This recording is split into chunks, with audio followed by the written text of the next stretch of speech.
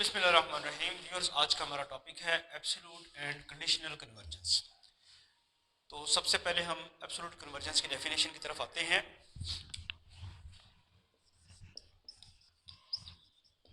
A series sigma an is said to be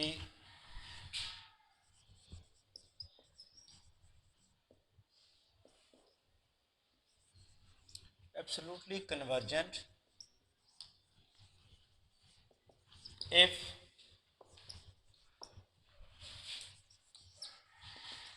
the series sigma an mod is convergent। अब क्या difference है इसमें? देखिए, ये जो सीरीज़ है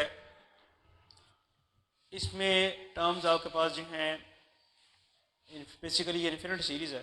अगर आप ये नहीं भी लिखते यहाँ पे तो इसका मतलब यही होगा sigma n varies from 1 to infinity.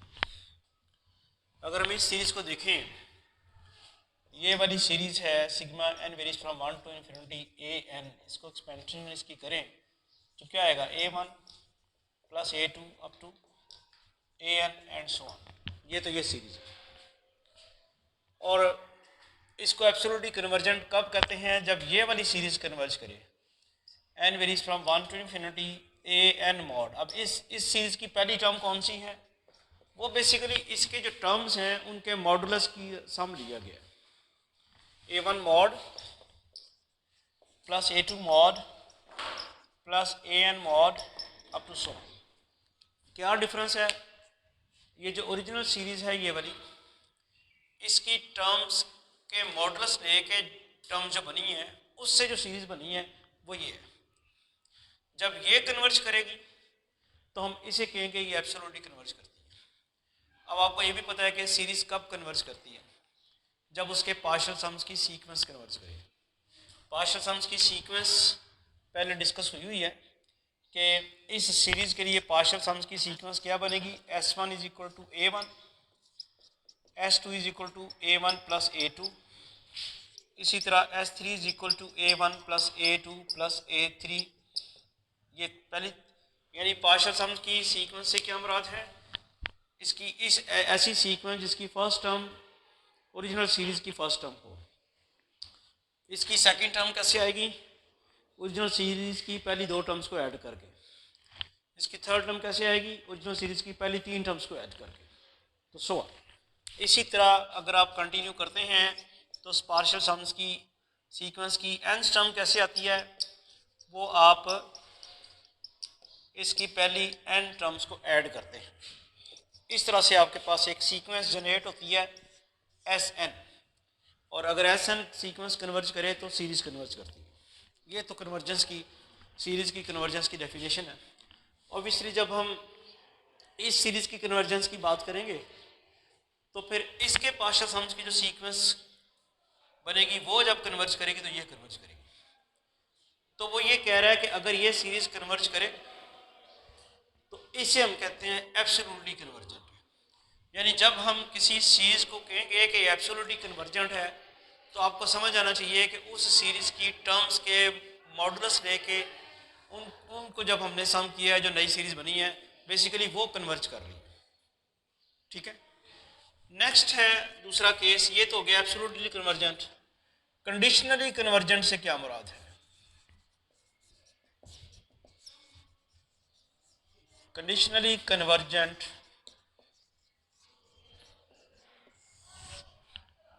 यही सीरीज़, ये वाली सीरीज़ जो है इसको हम कहते हैं कंडीशनली कन्वर्जेंट। अगर ये सीरीज़ खुद कन्वर्ज करती है लेकिन ये कन्वर्ज नहीं करती।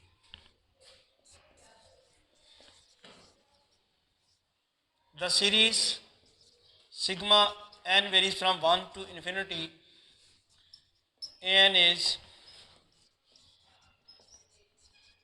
said to be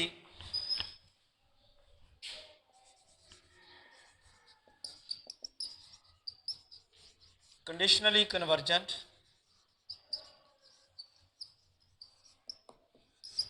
if this series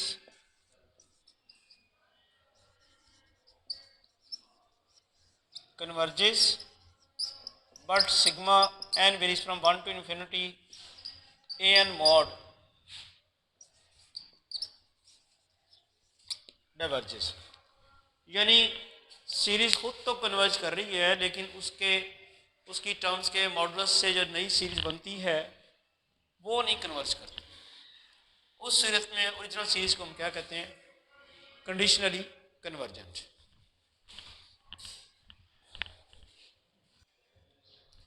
next एक छोटा सा रिजल्ट है एब्सोल्यूट कन्वर्जेंस टेस्ट। इसकी एक स्टेटमेंट लिखते हैं और फिर इसके प्रूफ की तरफ भी चलते हैं। If series sigma n varies from 1 to infinity a n mod converges, then sigma n varies from 1 to infinity a n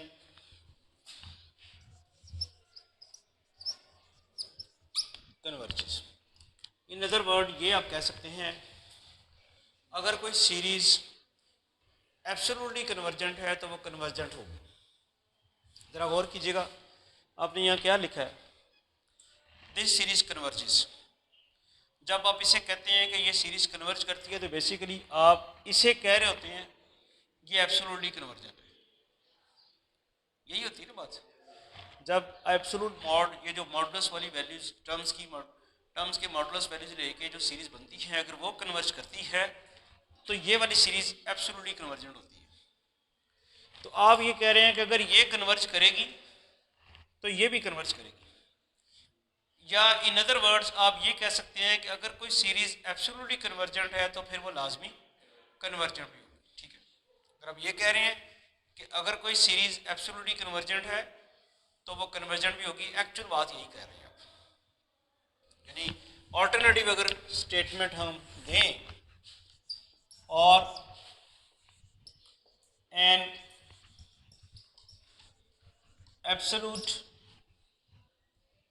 absolutely convergent series is convergent, अब ये कह रहे हैं। ठीक है,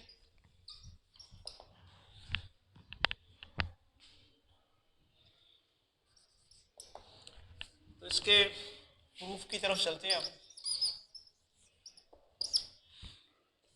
late sigma n varies from 1 to infinity a n be absolutely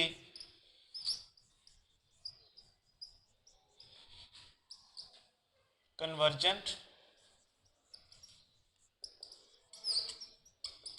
series,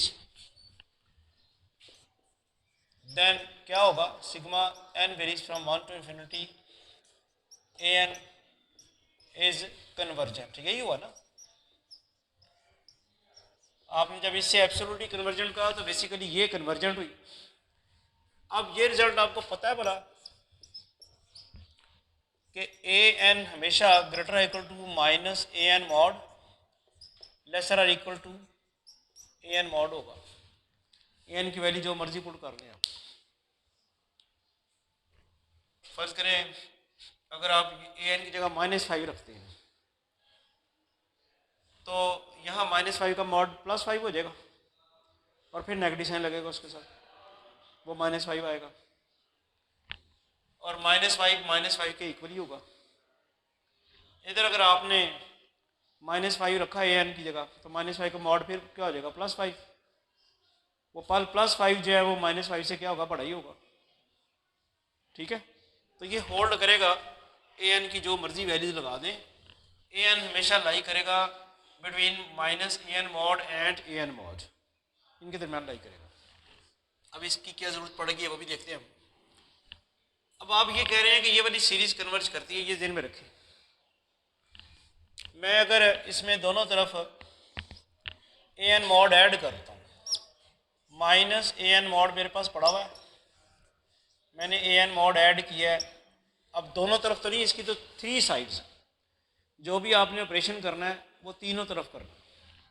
A n mod इधर add किया है तो आप इधर भी ऐड करेंगे a n plus a n mod.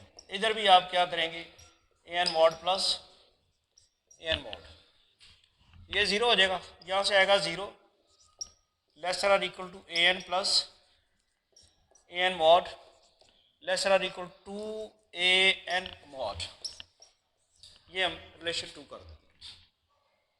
ठीक होगी बात।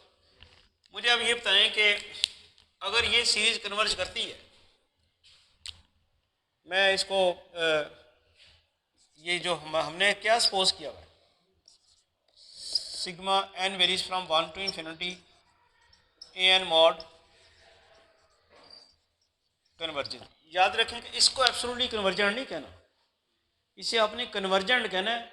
मॉड हटा के जो सीरीज बनेगी वो एब्सोल्युटली कन्वर्जेंट होगी अगर ये कन्वर्जेंट है। मुझे ये बताएं कि ये अगर कन्वर्जेंट है तो इसकी हर टर्म को मैं अगर 2 से मल्टीप्लाई करा दूं तो वो नहीं कन्वर्जेंट होगी। So sigma n varies from 1 to infinity two a n mod also converges, ये भी कन्वर्जेंट होगी ना। अब कंपैरिजन टेस्ट में आपको याद होगा कि अगर कोई बड़ी सीरीज कन्वर्ज कर जाए तो छोटी लाजमी कन्वर्ज करती है, याद है कि नहीं याद। अब इस वक्त जो 2an मॉड है ये इससे बड़ी आ गई है, 2n मॉड अगर इससे बड़ी आ गई और वो कन्वर्ज कर रही है, बड़ी सीरीज कन्वर्ज कर रहे हैं तो छोटी लाजमी कन्वर्ज करती है। देन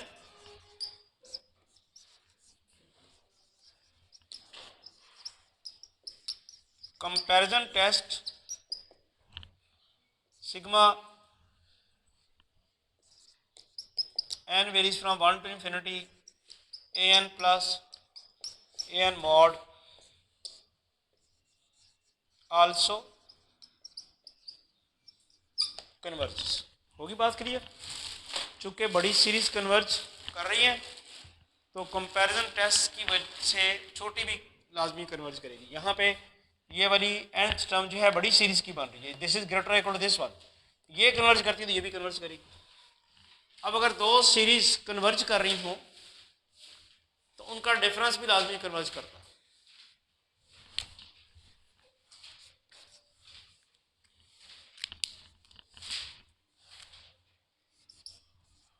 नाउ अगर आप ए एन लेते हैं, ये आएगा a n plus a n mod minus a n mod, ठीक है। इसके साथ अगर आप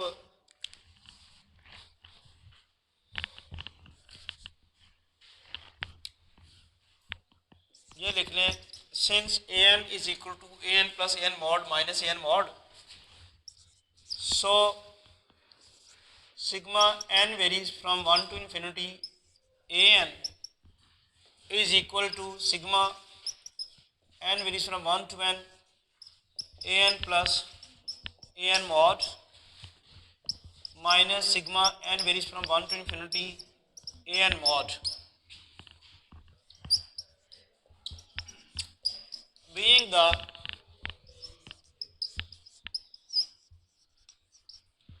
difference of two convergent series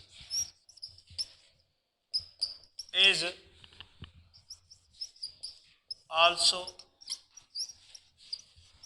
convergent. Hence we have proved that sigma n varies from 1 to infinity an converges. मैं क्विकली सारा लेक्चर रिपीट करने लगा। सबसे पहले हमने एब्सोल्यूट और कंडीशनल कन्वर्जेंट सीरीज़ की डेफिनेशन पढ़ी। क्या डेफिनेशन है कि ये सीरीज़ एब्सोल्युटली कन्वर्जेंट कहलाती है अगर इसकी टर्म्स के मॉडुलस लेके जो नई सीरीज़ बनती है वो कन्वर्ज करे। ये सीरीज़ एब्सोल्युटली कन्वर्जेंट कहलाती है अगर ये सीरीज़ कन्वर्ज करे। ये सीरीज़ कहाँ से हासिल हुई है? ओरिजिनल सीरीज़ की टर्म्स के मॉडुलस लेके नई सीरीज़ बनी है। ये अगर कन्वर्ज करे तो इससे हम कहते हैं एब्सोल्यूटली कन्वर्जेंट। उसके बाद ये है कि अगर ये खुद तो कन्वर्ज कर रही है लेकिन इसकी एब्सोल्यूट टर्म्स की जो सीरीज़ है वो कन्वर्ज नहीं कर रही, तो फिर इसे हम कहते हैं कंडीशनली कन्वर्जेंट। अगर ये सीरीज़ कन्वर्ज कर रही है और ये कन्वर्ज नहीं कर रही तो फिर हम इसे कहते हैं कंडीशनली कन्वर्जेंट। और अगर ये सीरीज़ कन्वर्ज कर रही है तो फिर इसे हम कहते हैं एब्सोल्युटली कन्वर्जेंट। ये तो डेफिनेशन होगी इसकी।